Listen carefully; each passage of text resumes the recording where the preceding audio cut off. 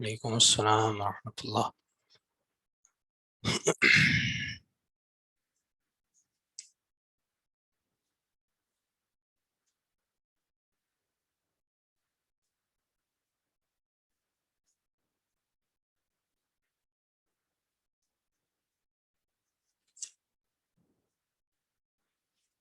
خیریت سے ہیں طبیعت ٹھیک ہے آپ کی؟ الحمد للہ. آپ خیریت سے ہیں؟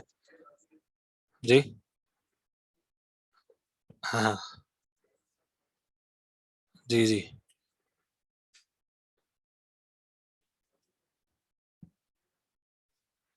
ہاں وہاں آج نکلیں گے، کل پہنچ جائیں گے انشاءاللہ. السلام علیکم ورحمۃ اللہ وبرکاتہ.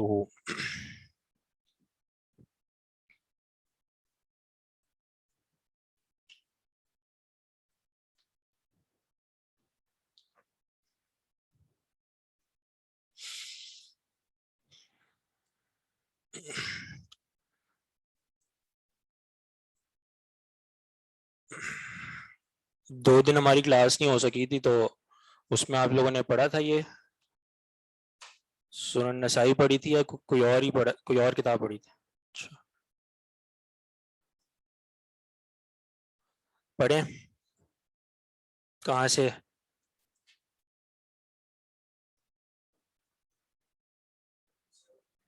مائک مائک میں پڑھیں.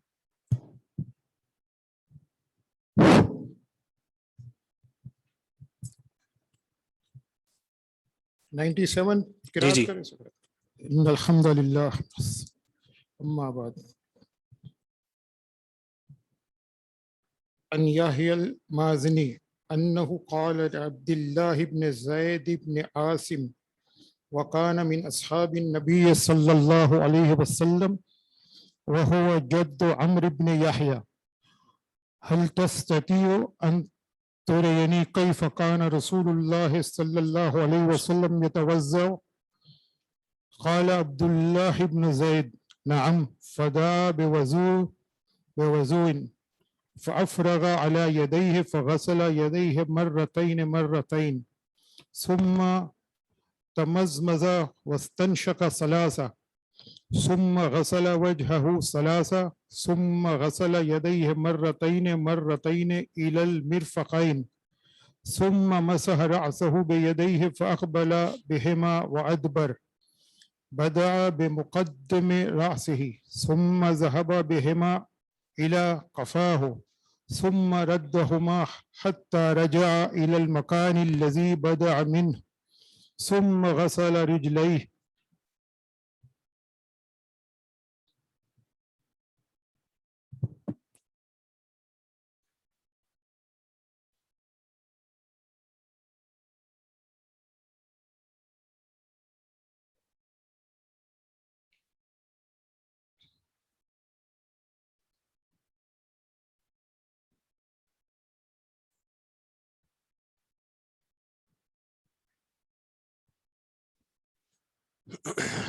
الحمدللہ والصلاة والسلام علی رسول اللہ اما بعد. یہ حدیث ہماری چل رہی تھی اور مکمل نہیں ہوئی تھی. تو یہ ان یحییٰ المازنی، یہیں سے وہ کہتے ہیں انہو قال لعبداللہ ابن زید ابن عاصم، کہ انہوں نے عبداللہ بن زید بن عاصم رضی اللہ عنہ سے کہا، وَكَانَ مِنْ أَصْحَابِ النَّبِيِّ صلی اللہ علیہ وسلم، اور وہ نبی علیہ الصلوۃ والسلام کے اصحاب میں سے تھے، یعنی عبداللہ بن زید. وَهُوَ جَدُّ عَمْرِ بن یحییٰ، اور یہ یعنی عبداللہ بن زید یہ عمر بن یحییٰ کے نانا تھے. جد کا لفظ جو ہے وہ دادا اور نانا دونوں پر بولا جاتا ہے، اور رشتہ داری یا اس کی جو ہے وہ سیرہ وغیرہ پڑھنے سے معلوم ہوتا ہے کہ یہ جد، یہاں اس جد سے مراد من قبل الام یعنی نانا.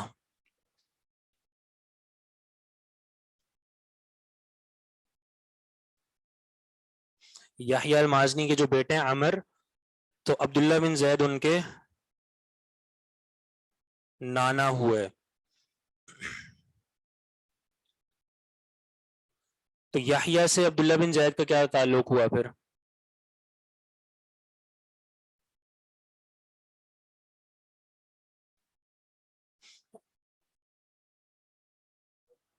جی پر نانا نہیں، سسر کا.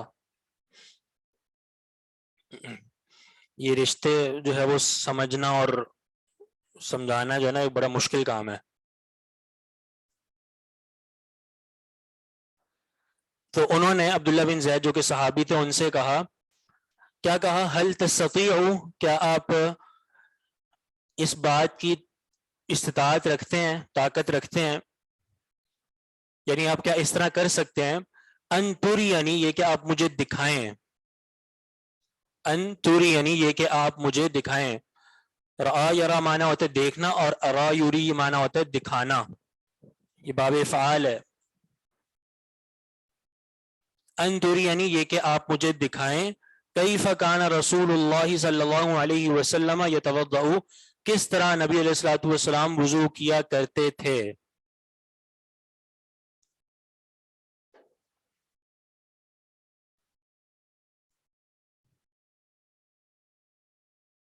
قال عبداللہ بن زید، عبداللہ بن زید نے کہا، نعم، جی ہاں دکھا سکتا ہوں. فدعا بوضوء، تو انہوں نے منگوایا وضو کا پانی. فافرغ علی یدیہ، اور بہایا اپنے دونوں ہاتھوں پر. فغسل یدیہ مرتین، اور دھویا اپنے دونوں ہاتھوں کو دو مرتبہ.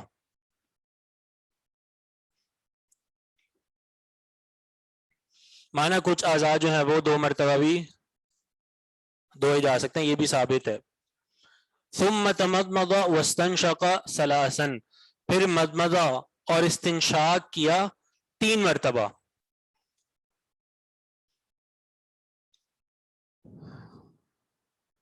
ثم غسل وجهه ثلاثا، پھر دھویا اپنے چہرے کو 3 مرتبہ. ثم غسل یدیہ مرتین الى المرفقین، پھر اپنے دونوں ہاتھوں کو کتنی مرتبہ دھویا؟ 2 مرتبہ. الى المرفقین، کوہنیوں سمیت. ثم مسح رأسه بیدیہ، پھر اپنے سر کا مسح کیا دونوں ہاتھوں کے ساتھ.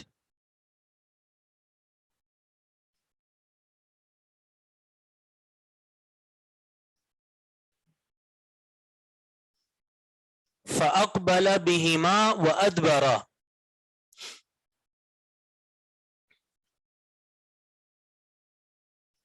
اقبل بہما، ان دونوں ہاتھوں کو آگے لائے.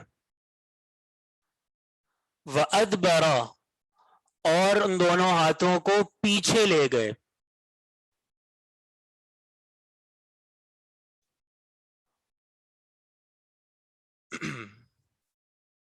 فَأَقْبَلَ معنی، یہ ترجمے پہ غور کیجئے گا. اقبل معنی ہے ان دونوں ہاتھوں کو آگے لائے، اور ادبر معنی دونوں ہاتھوں کو پیچھے لے گئے. یہ اقبل ہے نا، اقبال سے نکلا. اقبال، اقبال کا کیا مطلب ہوتا ہے؟ اونچائی کی طرف جانا. ٹھیک ہے، تو اونچائی کی طرف اسی وقت جایا جاتا ہے جب ہم اپنے ہاتھوں کو پیچھے سے آگے لائیں. ٹھیک ہے، تبھی ہم اونچائی کی طرف جاتے ہیں نا، سر کے اونچے حصے کی طرف.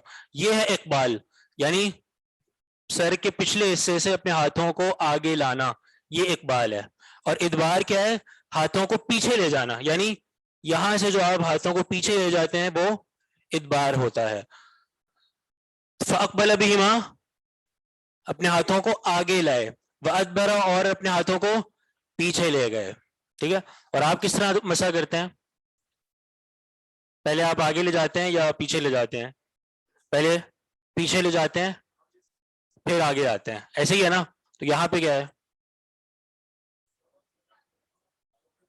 یہاں پہ الٹ ہے. ٹھیک ہے، تو حدیث ہے یہ، تو اب کیا کریں گے؟ آج سے پھر جی، آج سے پھر صحیح جو طریقہ ہے نا مسح کا وہ شروع کرتے ہیں آپ. اس کا کون جواب دے گا؟ صحیح جواب دینا، علمی جواب جو ہوتا ہے، وہ خطیبوں والا جواب نہیں چاہیے.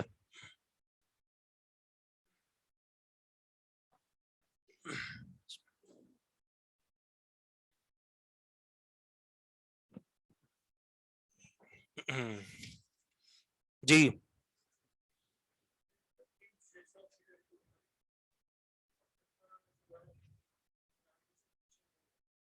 ترتیب آگے پیچھے کیسے ہے؟ مطلب آپ کو کس طرح پتہ چلے گا، یا کیا اس کا اصول ہے؟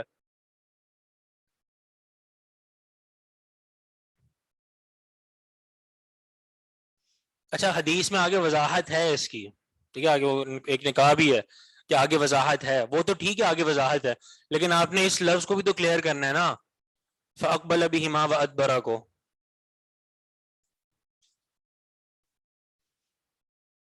اگر اس طرح کہا جاتا، فَأَقْبَلَ بِهِمَا ثُمَّ أَدْبَرَ، پھر اشکال ہوتا. جب یہ کہا گیا نا فَأَقْبَلَ بِهِمَا وَأَدْبَرَ، تو اس وقت اشکال نہیں ہے. کیوں؟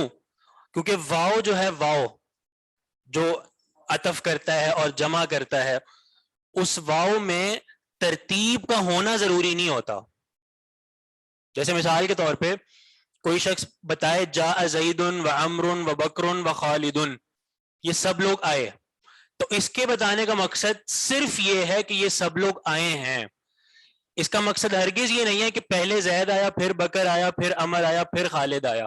ترتیب بتانا مقصد نہیں ہے. تو واو جو ہوتا ہے نا، واو اس میں جمع تو ہوتا ہے، یعنی چیزوں کو جمع کیا جاتا ہے کہ اس طرح ہوا، اس طرح کیا، لیکن ترتیب ضروری نہیں ہوتی. ترتیب آگے پیچھے ہو جائے تو کوئی حرج نہیں ہے.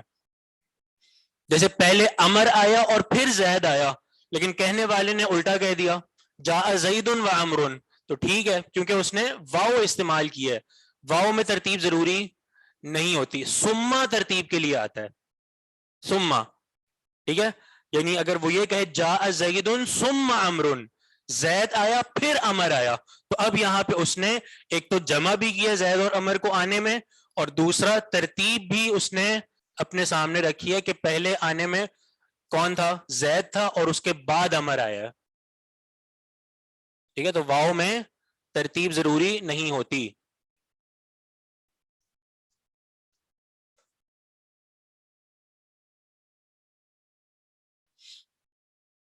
اگر ترتیب ضروری ہوتی تو قرآن مجید کی جو آیت ہے انما الصدقات للفقراء والمساکین والعاملین علیہا والمؤلفة قلوبهم وفی الرقاب والغارمین وفی سبیل اللہ وابن السبیل.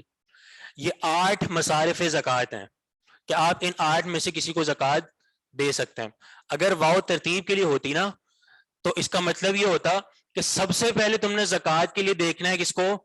للفقراء، فقراء کو دیکھنا ہے. اگر فقراء نہیں ہے تو پھر مسکینوں کو دیکھنا ہے. مسکین نہیں ہے تو پھر والمؤلفۃ قلوبہم، اس طرح کرتے کرتے. حالانکہ یہ بات نہیں ہے، آپ 8 میں سے کسی کو بھی زکوٰۃ دے سکتے ہیں. یہی بات ہے نا. تو یہ مطلب پتہ کیا چلا اس اصول کا کہ واو ترتیب کے لیے نہیں آتا.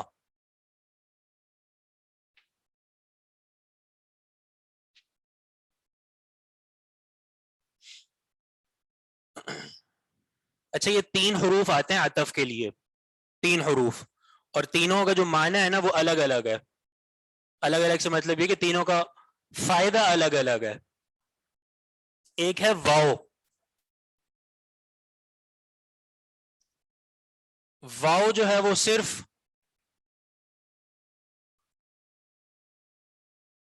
جمع کے لیے. اس کے بعد آتا ہے ثم. اس کو تھوڑا سا ہم اس طرح کرتے ہیں کہ آپ کو مزید سمجھ آئے بات.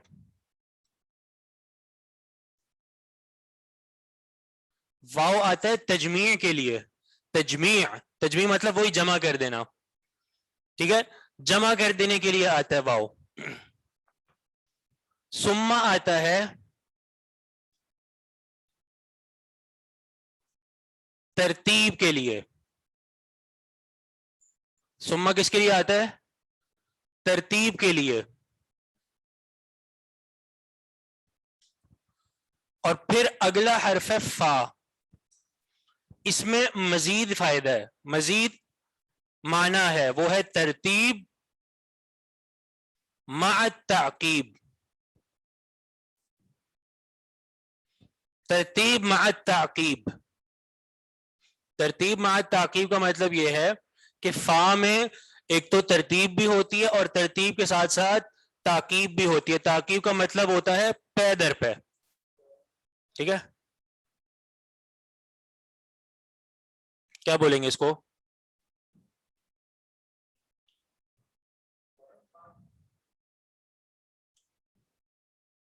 ٹھیک ہے، ترتیب مع تعقیب. مثالیں آپ اگر لکھنا چاہیں تو، یعنی اپنا سمجھنا چاہیں تو آپ کو بتا دیتا ہوں. جیسے واؤ کی مثال ہو گئی جاء زید و عمر. ٹھیک ہے، زید اور عمر آیا. اس نے اب یہاں پہ صرف زید اور عمر کے آنے میں اس نے بتانا کیا ہے؟ صرف آنے کا بتانا ہے کہ آنے میں زید اور عمر دونوں شامل ہیں. ٹھیک ہے، آنے میں اس نے زید اور عمر کو جمع کر دیا بس. نہ اس کا مقصد ترتیب ہے اور نہ اس کا مقصد ترتیب مع تعقیب ہے، کچھ بھی نہیں ہے. صرف یہ بتایا کہ وہ آئے ہیں دونوں. ٹھیک ہے، تو صرف تجمیع کے لیے آتا ہے واو. اگلا جو حرف ہے وہ ہے ثم. جاء زید ثم عمر. یہاں پہ کیا فائدہ حاصل ہوا آپ کو؟ تجمیع تو ہو ہی گیا، ٹھیک ہے، یعنی جمع ہو گیا کہ دونوں آئے ہیں. لیکن تجمیع کے ساتھ ساتھ ایک اور فائدہ ہوا، اور وہ کیا ہے؟ ترتیب. کہ آپ کو ترتیب بھی پتہ چل گئی کہ آنے میں پہلے زید ہے اور پھر عمر ہے. صحیح ہے. اور جو تیسرا حرف ہے وہ ہے فا. جاء زید فعمر. زید آیا اور فوراً بعد کون آ گیا؟ عمر. تو معنی فا جو ہے وہ ترتیب مع تعقیب کے لیے ہے کہ زید آیا اور پھر فوراً بعد ہی، یعنی جسے ہم کہتے ہیں نا یک کے بعد دیگرے، تو فوراً بعد ہی عمر بھی آ گیا. تو یہ ان 3 حروف ہیں اور تینوں حروف کا معنی ہے. اچھا، یہ تینوں حروف آپ کو پتہ ہے یہ حروف عاطفہ کہلاتے ہیں. حروف عطف کتنے ہیں جی؟ 3 ہیں.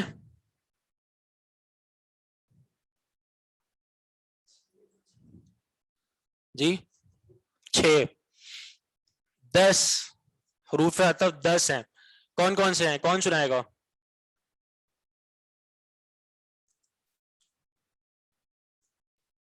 جی سنائیں.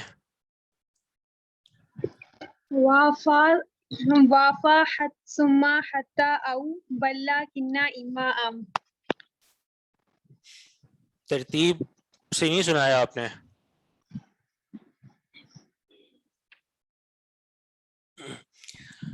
دس حروف جو ہے نا 10 وہ ہیں واو فا ثم او ام اما لا بل لیکن حتی. یہ 10 حروف بنتے ہیں. شاید آپ کو پہلے ہی بتائے تھے میں نے, مجھے ایسا یاد آ رہا ہے پہلے بتائے آپ کو.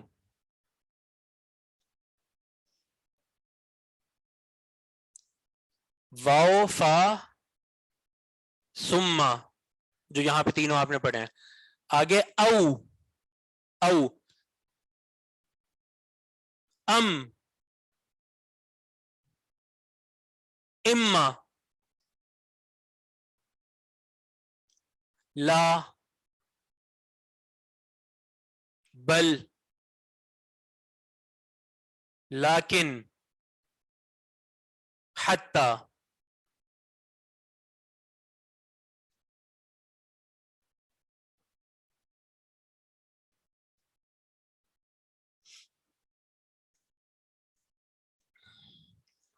باتا قوف لام واو من و مد خلا, یہ کون سے حروف عطف ہیں؟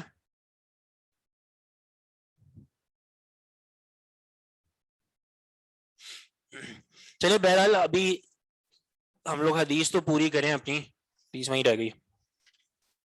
بات ہو رہی تھی فاقبل بہما وادبر پہ, ٹھیک ہے, کہ اللہ کے یعنی انہوں نے عبداللہ بن زید بن عاصم نے کیا کیا, اقبال کیا اور ادبار کیا. اقبال مانا پیچھے سے آگے لانا اور ادبار آگے سے پیچھے لے جانا. تو ہم نے وہ بتایا کہ یہاں پہ واو ہے اور واو میں ترتیب ضروری نہیں ہوتی.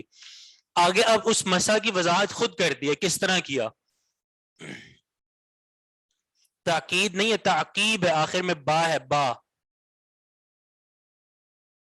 یہاں پر فا سے پہلے اقبل آیا ہے, تو یہ جو فا ہے نا, یہ فا, اس پر ہماری بات نہیں ہو رہی. ہماری بات ہو رہی ہے فاقبل بہما وادبر میں واو. ہم نے ان کو دیکھنا, اقبل بہما وادبر, ان دونوں کو جو جمع کیا جا رہا ہے تو ان دونوں کو واو کے ساتھ جمع کیا گیا ہے. اس سے پہلے جو فا آ رہا ہے اس پر بات نہیں ہو رہی.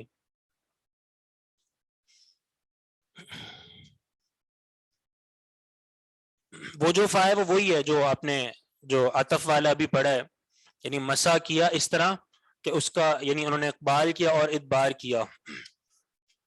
اچھا یہ بھی آپ کو بتا دیں کہ یہ جو فا جو ہم نے آپ کو بتایا ہے, یہ ساری جو صورتیں ہیں یہ سارے فا کی نہیں ہے, ٹھیک ہے, کیونکہ فا کی بہت ساری اقسام ہیں. اور جو یہ والا فا ہے نا جو ترتیب مع تعقیب کے لیے آتا ہے, یہ کہیں کہیں استعمال ہوتا ہے. اگر آپ جو عربی میں اکثر پڑھ رہے ہوتے ہیں نا, جیسے یہاں پہ بھی آپ نے پڑھا فاقبلا, ٹھیک ہے, فافرغ علی یدیہ, تو اس طرح. تو یہ یعنی ایک جو فا حرف عطف ہے اس کا ایک عطف والا معنی اکثر طور پہ ہوتا ہے, لیکن کہیں کہیں پر اس طرح ہوتا ہے کہ وہاں پہ وہ فا تعقیب کا بھی ہوتا ہے. وہ پھر آپ کو سیاق و سباق سے اور عبارت کو دیکھ کے اندازہ ہو جائے گا. جیسے اب یہاں پہ بھی فا جو ہے وہ تعقیب والے استعمال ہوئے ہیں. جیسے عبداللہ بن زید سے جب انہوں نے کہا کہ آپ مجھے وضو دکھا سکتے ہیں, تو عبداللہ بن زید نے کہا نعم فدعا بوضوء, کہ جی ہاں, اور ساتھ ہی انہوں نے کیا کر لیا, وضو کا پانی منگوا لیا. ٹھیک ہے, تو یہ تعقیب کا ہے. ہاں فافرغ بھی تعقیب کا, بالکل, جی ہاں.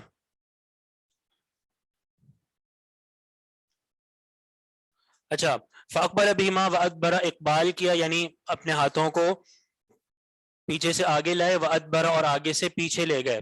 اب اس کی وضاحت ہو رہی ہے, بدأ بمقدم رأسہ, ابتدا کی اپنے سر کے اگلے حصے سے, مقدم رأسہ اپنے سر کے اگلے حصے سے.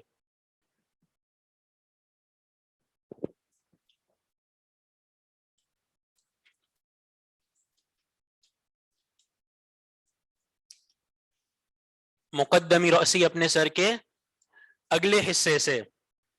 ثم ذهب بهما الى قفاه, اور لے گئے ان دونوں ہاتھوں کو اپنی گدی تک. وہی ذهب کے بعد با حرف جر آ رہا ہے جو اس کو متعدی بنا رہا ہے, تو مانا ذهب بہما لے گئے اپنے دونوں ہاتھوں کو الی قفاہ گدی تک ثم ردہما پھر ان دونوں ہاتھوں کو لوٹایا. ٹھیک ہے ثم آ گیا تو مانا ترتیب یہ ہے. ٹھیک ہے یعنی بدا بمقدم رأسہ ثم ذهب بہما الی قفاہ ثم ردہما پھر ان کو لوٹایا یعنی واپس آگے کی طرف لائے. حتی یہاں تک کہ رجع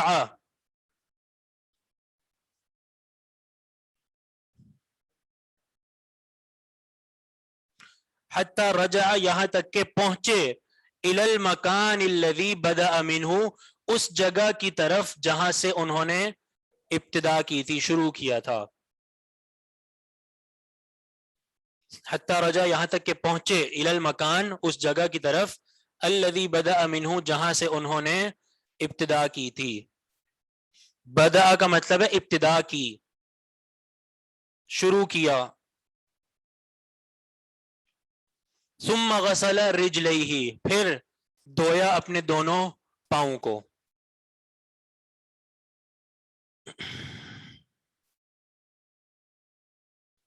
امام نسائی نے یہ جو باب قائم کیا وہ ہے باب حد الغسلی کہ اس دھونے کی حد کے بارے میں کہ وہ کہاں تک ہونا چاہیے.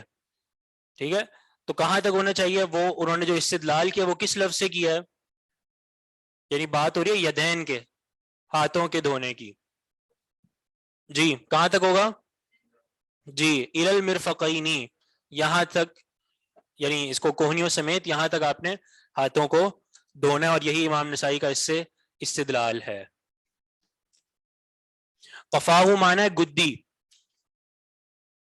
اب آگے مسح کی حدیث آ رہی ہے تو مسح پہ بھی ایک دو باتیں ہیں وہ انشاءاللہ ہم آگے کرتے ہیں. آگے پڑھیں. باب صفة مسح الرأس عن يحيى أنه قال لعبد الله بن زيد بن عاصم هل تستطيع أن تريني كيف كان رسول الله صلى الله عليه وسلم يتوضأ؟ قال عبد الله بن زيد نعم فدعا بوضوء فأفرغ على يديه اليمنى فغسل يديه مرتين ثم مضمض واستنشق ثلاثا ثم غسل وجهه ثلاثا ثم غسل يديه مرتين إلى المرفقين ثم مسح رأسه بيديه فأقبل بهما وأدبر بدأ بمقدم رأسه ثم ذهب بهما إلى قفاه ثم ردهما حتى رجع إلى المكان الذي بدأ منه ثم غسل رجليه. جی ترجمہ کرنے کی ضرورت ہے نہیں ہے بالکل وہی ہے.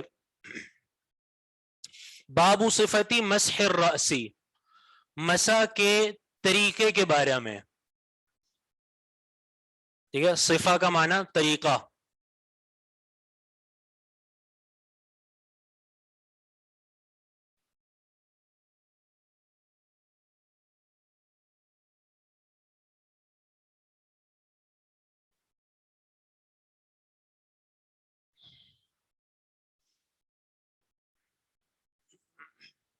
باب صفتی مسح الرأس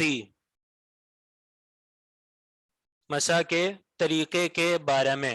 استدلال جو کیا ہے حدیث سے وہ ثم مسح رأسہ بالکل آخر میں ثم مسح رأسہ بیدیہ فاقبل بہما وادبر. ٹھیک ہے وہ کس طرح کیا اس کی وضاحت بدأ بمقدم رأسہ ثم ذهب بہما الى قفاہ ثم ردہما حتى رجع الى المکان الذي بدأ منہ. یہ ہے مسح کا طریقہ. تستطیع کا مطلب کیا آپ طاقت رکھتے ہیں. استطاع یستطیع کیا آپ طاقت رکھتے ہیں. انتری یعنی یہ کہ آپ مجھے دکھائیں.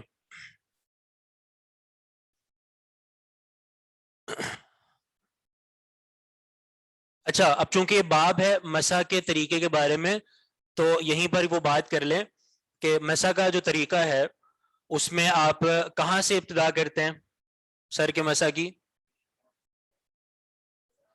پیشانی کے اوپر. ٹھیک ہے جہاں سے آپ کے بال شروع ہوتے ہیں جہاں سے بال اگنا شروع ہوتے ہیں یہاں سے آپ مسح کا طریقہ مسح کا جو آغاز ہے وہ کرتے ہیں. ٹھیک ہے اور وہ آپ نے پڑھ لیا کہ پورا آگے سے پورا آخر تک یعنی گدی تک ہاتھوں کو لے جائیں گے اور پھر واپس لے کر آئیں گے وہیں سے جہاں سے ابتدا کی تھی، یعنی وہی پیچھے جو ہے وہ کہاں تک لے جانا ہے جی؟ قفاہو، گدی تک. اب اگر کسی شخص کے بال بڑے ہوں، ٹھیک ہے، کسی کے بال کندھوں تک ہو یا کندھوں سے بھی نیچے ہوں، تو وہ کیا کرے گا؟ یا اسی طرح عورتیں، خواتین، ان کے بھی بال بڑے ہوتے ہیں تو وہ کیا کریں گی؟ ادھر تک ہی ہے. ہاں، قفاہو، قفاہو کا مطلب یعنی آپ نے جو اختتام ہے نا مسح کی، وہ کہاں تک ہے؟ وہ ہے منبت الشعر. منبت الشعر کا مطلب جہاں بال ہوتے ہیں، ٹھیک ہے، جہاں پہ بال اگتے ہیں وہ جگہ. تو ابتدا بھی منبت الشعر سے جہاں سے بال یعنی اگے ہوتے ہیں، اور اختتام بھی منبت الشعر کے جہاں تک بال اگے ہوتے ہیں، اس سے نیچے انسان کے بال یعنی سر کے بال نہیں اگتے، ٹھیک ہے. وہ بال طویل ہو وہ نیچے پہنچ جائیں گے، لیکن منبت الشعر ختم ہو گیا جہاں آپ کے بال اگتے ہیں. تو یہ جو سارا جو حصہ ہے جس کو منبت الشعر کہتے ہیں، جہاں پہ بال اگے ہوتے ہیں، اس سارے چیز پر مسح کرنا ہے. تو اب جس کے بال بڑے ہوں یا خواتین کا بھی جو مسح ہے وہ یہاں تک ہی ہے، اور پھر اس کو واپس لانا ہے.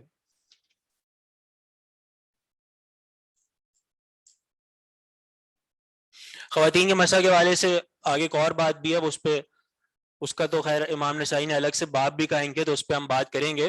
لیکن بات یہی ہے کہ یہ مسح جو ہے وہ بالکل اسی طرح ہے، مرد کا بھی اور خواتین کا بھی، کہ وہ اپنے ہاتھوں کو لے جائے گا کہاں تک؟ گدی تک، ٹھیک ہے، اور پھر وہاں سے واپس لے کر آنا ہے. کان کا بھی جو ہے وہ خلال یا مسح وہ بھی اس میں شامل ہے، اس کا الگ سے امام نسائی نے باب بھی قائم کیا ہے. جی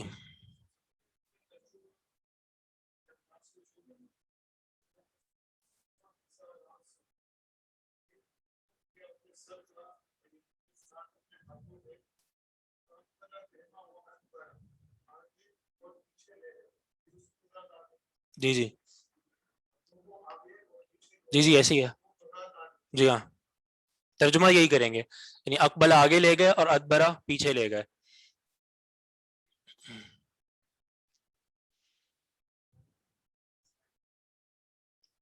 اقبل اور ادبرہ کی سپیلنگ مطلب یہ کتاب میں لکھا ہوا ہے نا.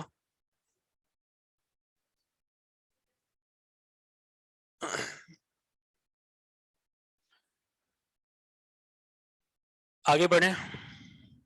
عن بابو مسح المرأة رأسها. اس سے پہلے والے باب پڑھ لیا؟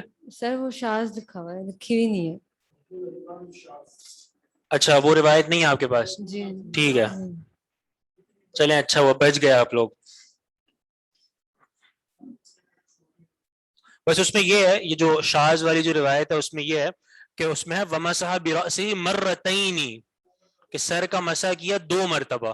یہ روایت شاذ ہے، ٹھیک ہے. اور اس میں اس روایت میں بس ایک اور بات جو ہے وہ یہ ہے کہ اس میں عبداللہ بن زید کی ایک صفت بتائی گئی ہے. عبداللہ بن زید جو حدیث کے راوی ہیں، کان عبداللہ بن زید الذی اری النداء، جن کو اذان دکھائی گئی تھی خواب میں، ٹھیک ہے. تو یہ ہم نے پہلے بھی آپ کو بتایا تھا، عبداللہ بن زید بن عاصم کا. نہیں، ایک منٹ،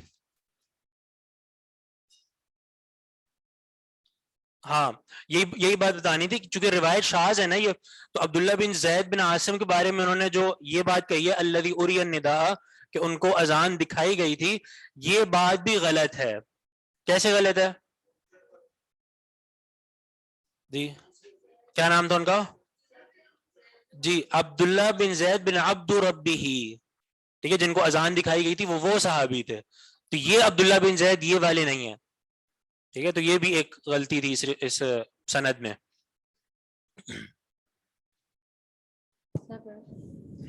بابو مسح المرأة رأسها. عن عبد الملك بن مروان بن حارث بن أبي ذناب قال أخبرني أبو عبد الله سالم سبلان قال وكانت عائشة تستعجب بأمانته وتستأجره فأرتني كيف كان رسول الله صلى الله عليه وسلم يتوضأ فتمزمزت واستنثرت ثلاثا وغسلت وجهها ثلاثا ثم غسلت يدها اليمنى ثلاثا واليسرى ثلاثا ووضعت يدها في مقدم رأسها ثم مسحت رأسها مسحة واحدة إلى مؤخره ثم أمرت يدها یدیہا يدها ہے اچھا ٹھیک ہے يدها بأذنيها ثم مرت على خدين قال سالم كنت آتيها مكاتبا ما تختفي مني فتجلس بين يدي وتتحدث معي حتى جئتها ذات يوم فقلت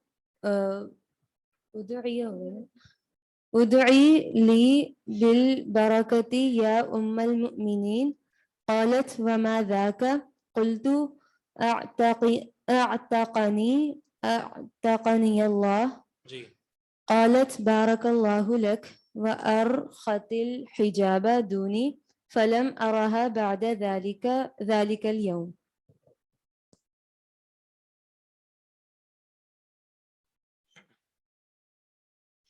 جی باب مسح المرأة رأسها.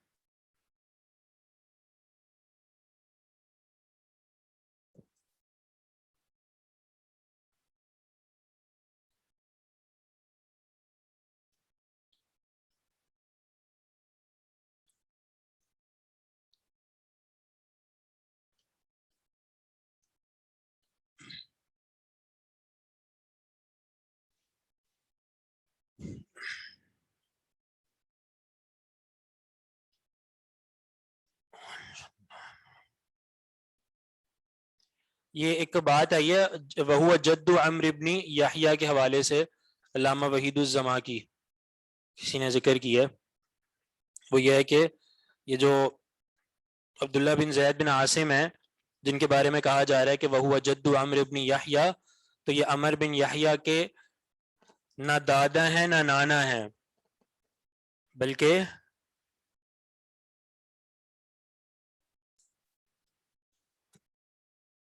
الظاهر أن الضمير يرجع إلى عبد الله وليس كذلك لأنه ليس جدا لعمرو بن يحيى لا حقيقة ولا مجازا لأن جده عمارة. ہاں یہ انہوں نے شرح میں بھی بات لکھی ہے کہ عبداللہ بن زید بن عاصم جو ہیں وہ عمر بن یحییٰ کے کچھ نہیں لگتے، نہ دادا ہیں نہ نانا ہیں. صحیح ہے، کیونکہ عمر بن یحییٰ کے جو دادا ہیں وہ ہیں عمارہ. یحییٰ عن ابیہ ان رجلا قال هو جدو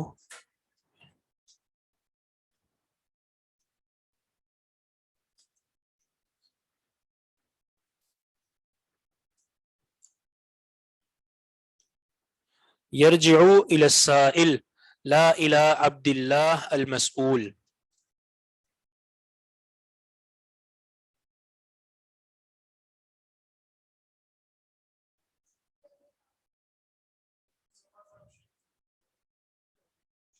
جی ہاں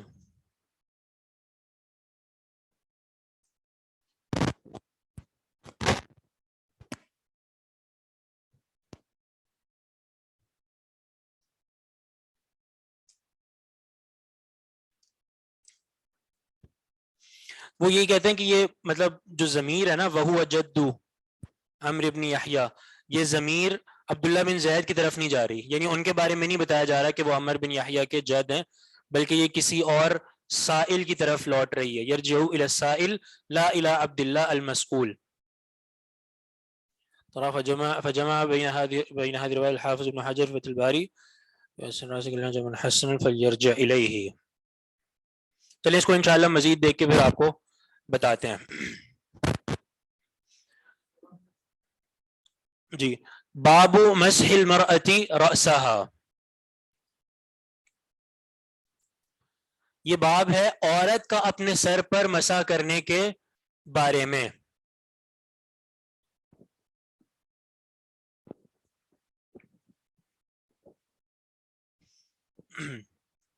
عورت کا اپنے سر پر مسح کرنے کے بارے میں.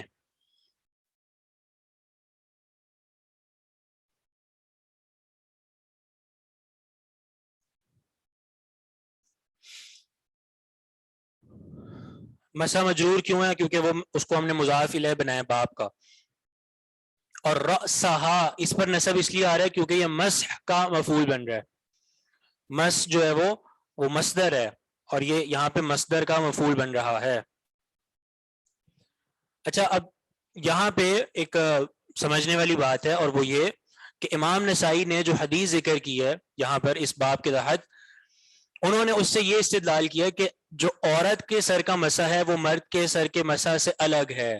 اور وہ استدلال انہوں نے اس طرح کیا، یعنی انہوں نے جو اس روایت سے جو نتیجہ نکالا ہے وہ یہ کہ سیدہ عائشہ نے مسح کر کے بتایا ایک شخص کو، اور اس طرح بتایا کہ اپنے دونوں ہاتھوں کو آگے سے پیچھے لے گئیں، ٹھیک ہے، پیچھے تک، اور پھر واپس آگے نہیں لائیں جس طرح ہم کرتے ہیں، واپس آگے نہیں لائیں، بلکہ یہیں سے انہوں نے کیا کیا، یعنی اپنے رخسار پر ہاتھ پھیر کے اور پھر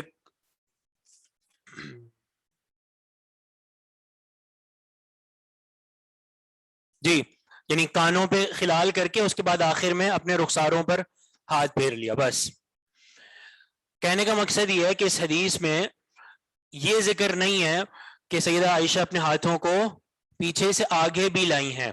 تو امام نسائی نے اس حدیث سے یہ استدلال کیا اور وہ یہ سمجھے کہ یہ ایک عورت کا مسح ہے، یہ عورت کا مسح ہے کہ عورت اس طرح کرے، مرد پورا کرے یعنی آگے سے پیچھے اور پیچھے سے آگے، اور عورت یہ کرے کہ وہ صرف آگے سے پیچھے لے جائے، بس آگے نہ لائے واپس.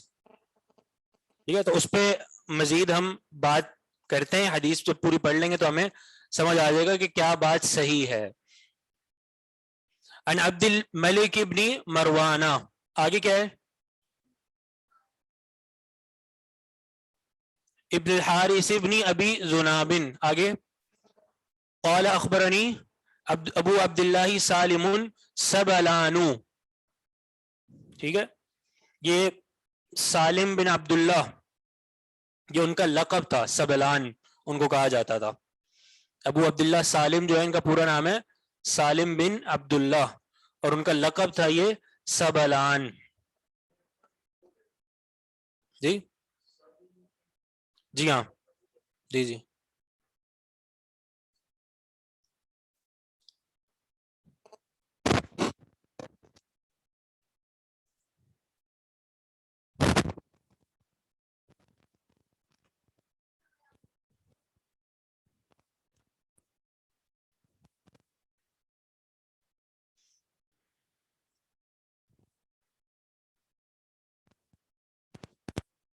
نہیں، یہ وہ نہیں ہے، یعنی عبداللہ بن عمر والے نہیں ہیں، یہ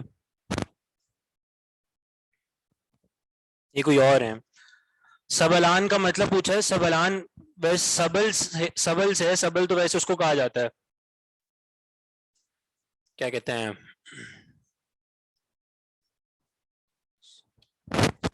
سبل.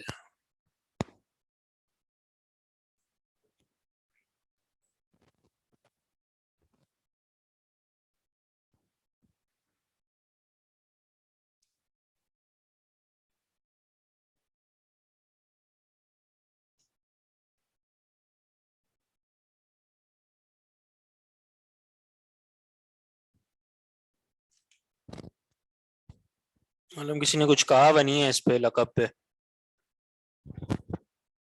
ٹھیک ہے پھر رہنے دیں اس کو آپ، مطلب سبلان بس ان کا لقب ہے. تو سالم جو ہے وہ کہتے ہیں وکانت عائشۃ تستعجب بامانته وتستاجره، سیدہ عائشہ رضی اللہ عنہا ان کو یعنی وہ بہت خوش ہوتی تھیں ان کی امانت کی وجہ سے. تستعجب خوش ہوتی تھیں بامانتہ ان کے امانت کی وجہ سے.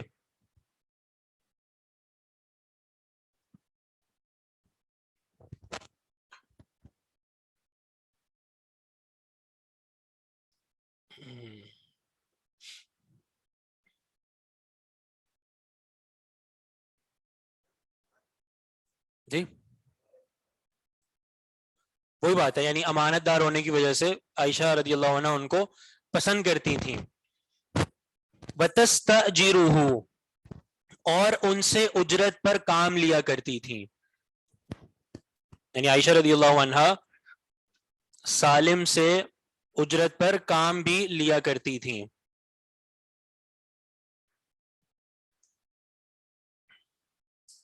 فَأَرَتْنِي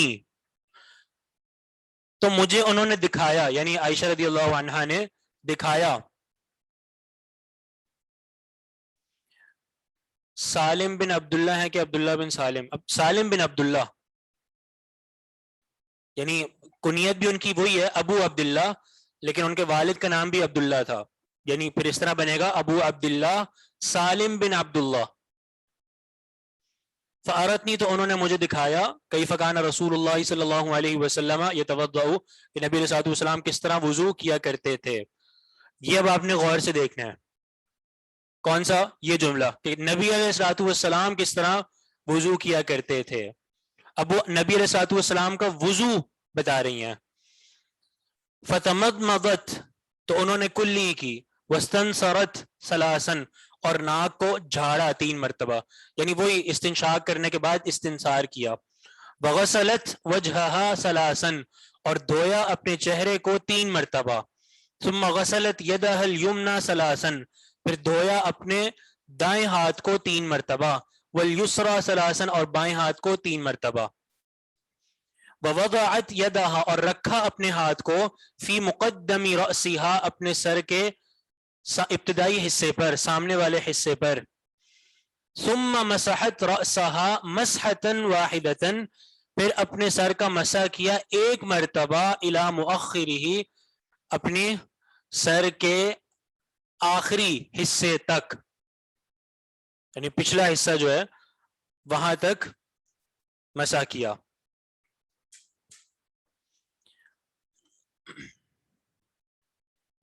ثم پھر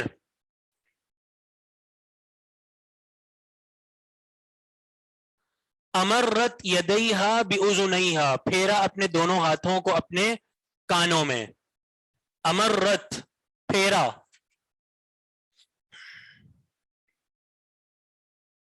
یدیہا اپنے دونوں ہاتھوں کو، باذنیہا اپنے کانوں میں.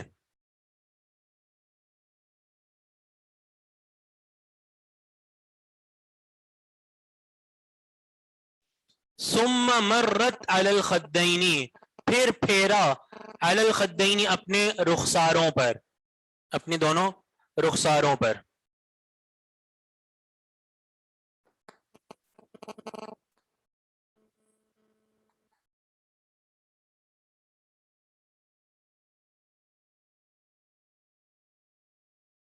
ترجمہ سمجھ آ گیا جی؟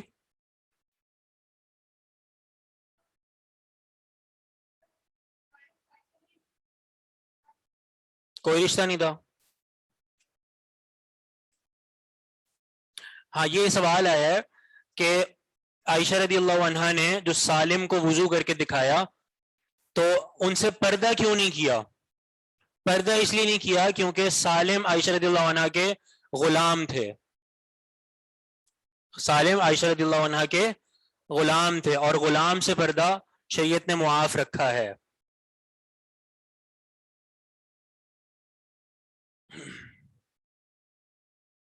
وہی آگے اس کا تذکرہ سالم خود بھی کر رہے ہیں کہ ایک پہلے جو ہے وہ مجھ سے پردہ کیا کرتی تھی، پردہ نہیں کرتی تھی جب میں غلام تھا، تو جب مجھے آزاد کر دیا گیا تو پھر انہوں نے مجھ سے پردہ کرنا بھی شروع کر دیا.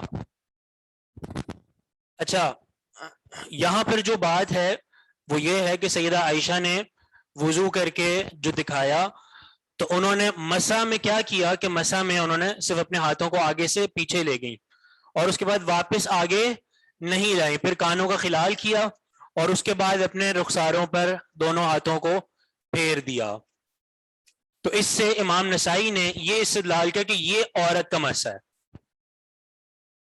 یعنی انہوں نے اس کو فکس کر دیا کس کے ساتھ, خواتین کے ساتھ, اور جو عام مسح ہے جو ہم کہتے ہیں انہوں نے اس کو مردوں کے ساتھ رکھا, جبکہ صحیح بات یہ ہے کہ مرد اور عورت دونوں کا مسح سیم ہے, بالکل ایک ہی ہے. وجہ یہ ہے کہ کسی اور روایت میں اس طرح فرق کے ساتھ پہلی بات تو بیان نہیں کیا گیا, دوسری بات کہ اس حدیث میں اس روایت میں اگر یہ بیان کیا گیا ہے تو سیدہ عائشہ نے پہلے کیا فرمایا تھا حدیث کے شروع میں کہ میں تمہیں کس کا وضو دکھا رہی ہوں, اللہ کے رسول کا, مطلب اللہ کے رسول نے بھی اس طرح وضو کیا. تو معنی کیا ہوا کہ عورتوں کے ساتھ تو خاص نہ ہوا نا, عورتوں کے ساتھ تو خاص نہ ہوا, مطلب ایک طریقہ یہ بھی ہے جس سے اللہ کے رسول نے مسح کیا ہے, ایک طریقہ مسح کا یہ بھی ہے جو آپ نے کر کے دکھایا, تو وہی سیدہ عائشہ نے آگے نقل کر دیا. تو خلاصہ اس بات کا پھر یہ ہوا کہ ایک مسح کا یہ طریقہ بھی ہے جو آپ نے ابھی پڑھا ہے, کبھی کبھار اس طرح بھی کر سکتے ہیں, اس کو صرف عورتوں کے ساتھ خاص کرنا درست نہیں ہوگا.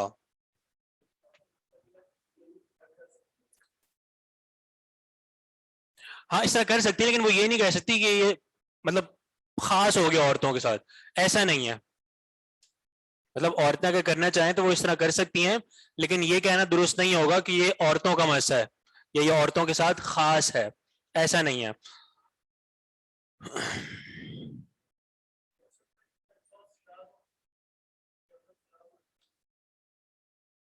نہیں شاذ نہیں ہے, صحیح ہے, صحیح ہے.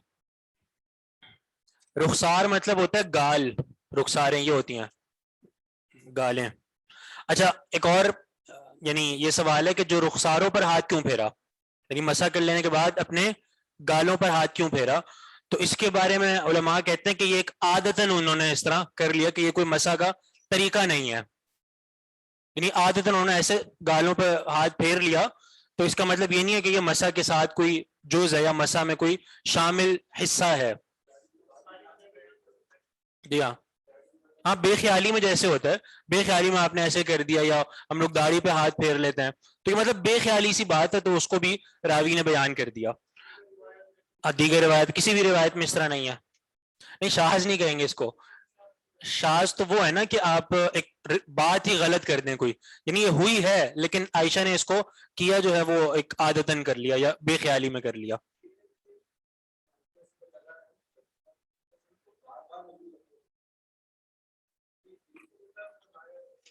نہیں عائشہ رضی اللہ عنہ کے اور بھی روایات ملتی ہیں, اور بھی طریقے ہیں, تو وہی جو عام طریقہ ہے وہی ملتا ہے.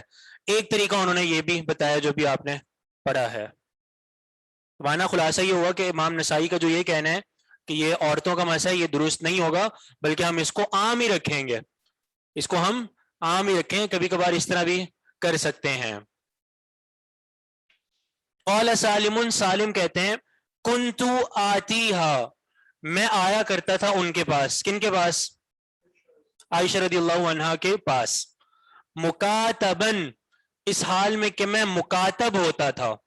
یہ مکاتبن حال ہے, اس حال میں کہ میں مکاتب ہوا کرتا تھا. مکاتب غلام, مکاتب غلام کیا ہوتا ہے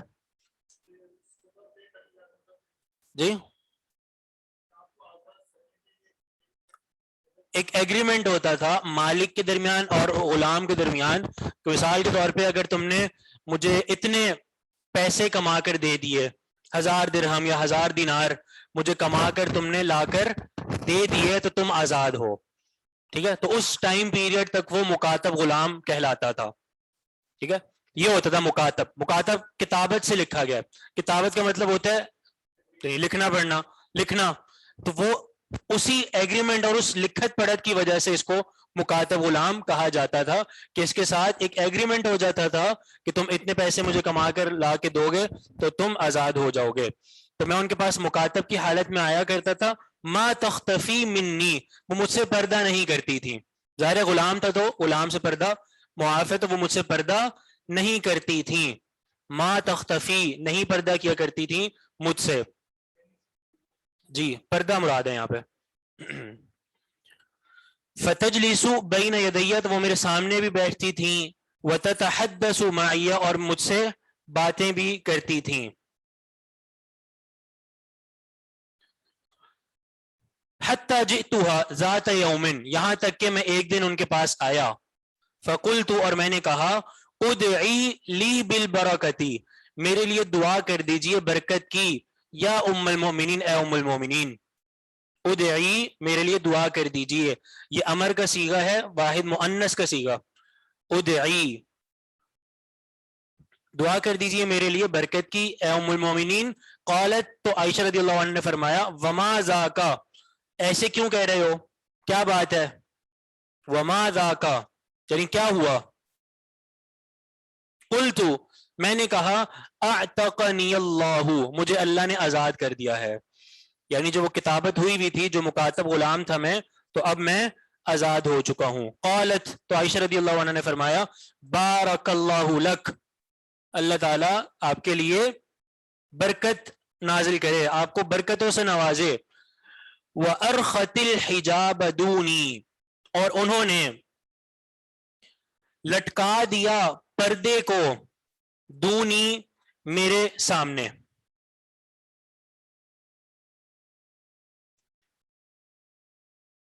یعنی اپنے درمیان اور میرے درمیان پردہ لٹکا دیا. فلم ارہا بعد ذلك اليوم تو اس دن کے بعد سے میں نے ان کو کبھی نہیں دیکھا.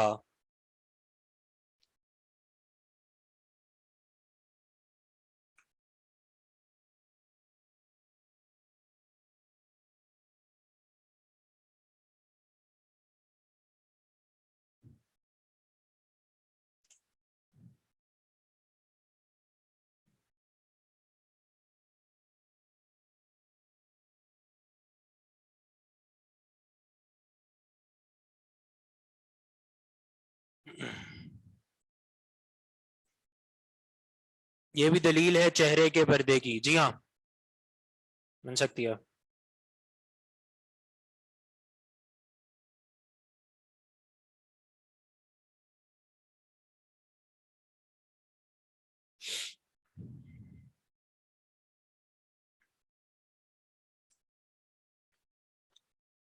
تو یہاں تک سمجھ آ گیا حدیث سے جو استدلال کے امام نسائی نے وہ بھی سمجھ آ گیا. اور اس میں ہم نے آپ کو جو بتائی بات کہ یہ موقف یعنی اس طرح نہ لیا جائے کہ یہ عورتوں کے ساتھ خاص ہے بلکہ اس کو ہم کیا کہیں گے کہ مسح کا ایک یہ بھی طریقہ ہے اس طرح بھی کر سکتے ہیں چاہے وہ مرد ہو یا عورت ہو.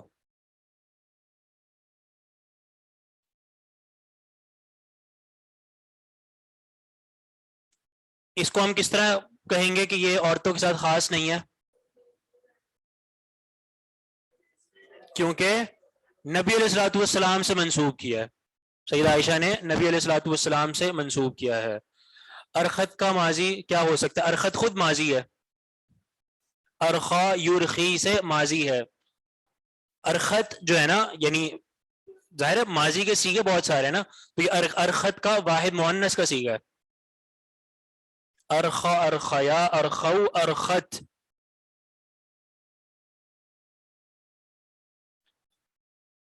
تستعجبہ تستعجبہ کا مطلب ہے پسند کرتی تھی ان کو یعنی ان کی امانت کی وجہ سے انہیں پسند کرتی تھی. بہت امانت دار شخص تھے. وہ سکھا بھی تو مرد کو رہی ہیں تو وہ غلام تھے نا غلاموں سے پردہ نہیں تھا. ارخت کا مطلب ہے لٹکا دیا یہ پردے کو لٹکا دیا.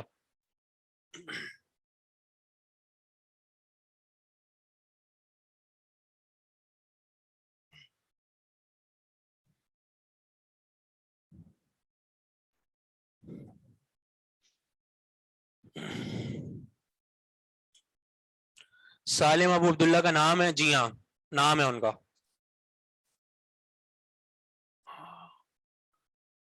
ٹھیک ہے انشاءاللہ پھر آگے اگلی کلاس میں پڑھیں گے. سبحانک اللہم و بحمدک اشہد ان لا الہ الا انت استغفرک و اتوب الیک. السلام علیکم ورحمۃ اللہ.